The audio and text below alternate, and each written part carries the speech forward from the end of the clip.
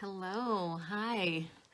I am Jessica Amos. I'm a mindfulness teacher, a love and relationship coach, and the founder of Stay With Yourself, which is the practice of being who you are, where you are. And today, I'm going to talk about how to get someone else's negative voice or judgmental voice or guilt trippy voice out of your head. I did a video a few days ago that talked about boundaries and some of the boundaries that I have set with a family member 15 years ago.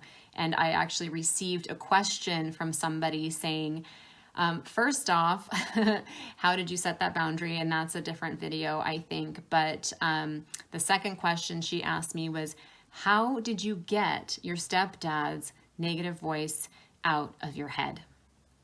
And I was like, this is a great question. So I'm answering it here. For me, growing up, and this is really common for a lot of people. Sometimes we have a parent or more than one adult in our lives that uses negative words, demeaning words, unkind words, judgmental words, guilt tripping words, words of obligation, words of shame. The list goes on and on. They will use those words against you as a young person in order to get you to step into line or to do what it is that they want you to do. The reason they do this is because it was done to them when they were young, and it was done to their parents before them, and so on and so forth. This is a really normal pattern in relationships, whether that's with parents or spouses or siblings or friends or anybody else. And for me, I had a step parent that didn't love or like himself very much. And a lot of that just came out in the way that he spoke within our home and the way that he spoke to me. And when I became an adult and I had my own children, I decided I couldn't have my kids around it. And it probably, if I didn't want my kids around it, then maybe I should start to question why I've been willing to put up with it. So that's kind of where my boundary journey started. And what I realized I needed is I just needed some space. I just needed some space from this person.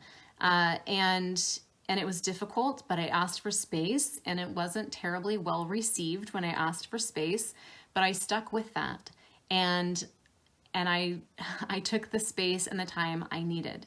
And in that time and space, I would say it took me about 4, 5, 6 years for the fog in my mind, for his voice to actually leave my head, so that I wasn't walking around going, oh, look, there's a person wearing pink pants, and then hearing what my stepdad would have to say about that person and the meaning of those pink pants. Now I see pink pants and I'm like, pink pants, or those are rad, or whatever, and it's my own thoughts. So when I was asked this question about how did I clear the fog, clear the voices out of my head, part of it came from literally getting distant from the person. I needed distance. I needed to actually create a boundary for myself that said, I will no longer receive any more verbal or written communication from this person, because I have so much in here already. I got to clear it out.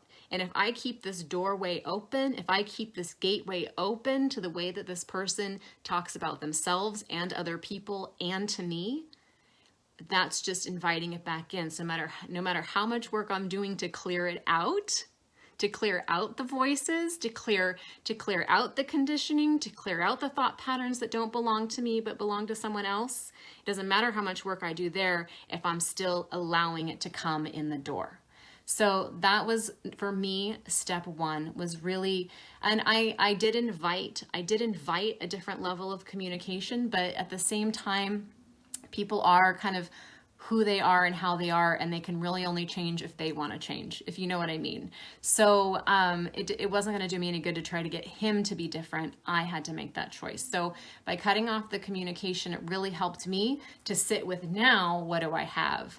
And then to just let the fog clear. And as each voice came up, as each judgment came up, as this other person's voice and these other person's ideas, these other person's judgments came into my head, it was now for me to assess, is that mine?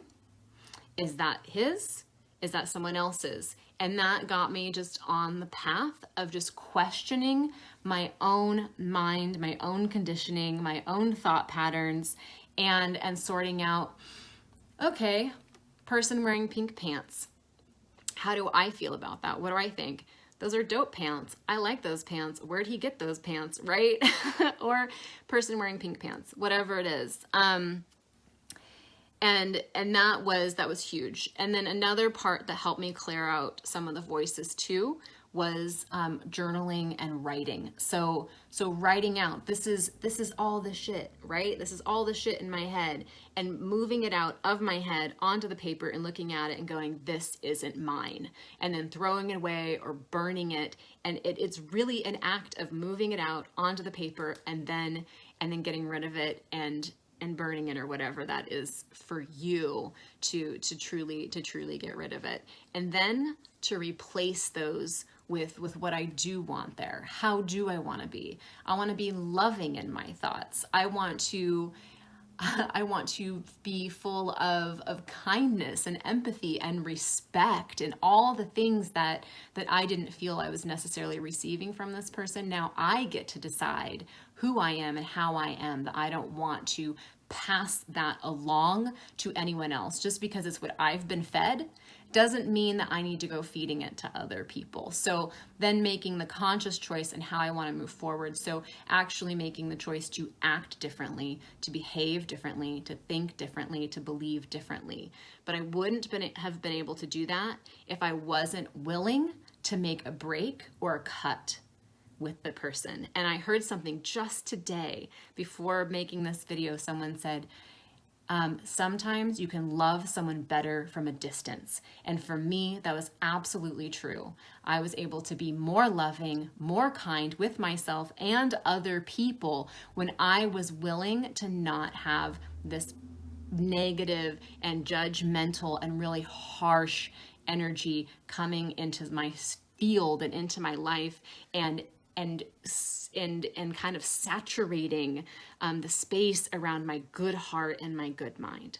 So anyway, that's where I'm at with that. I am sure that I am not the only one who has struggled with this, who has had this in my life. So if you wanted to leave a comment or share some of your experience or what you have learned, how do you get these negative thoughts, other people's voices out of your head, I would love it if you would share that, only because the more that we all share together, the more we can all grow and heal together. So feel free to do that. And thank you for your questions. Thank you for being here. Thank you for doing the work to keep growing and being a loving presence in this world. I appreciate you.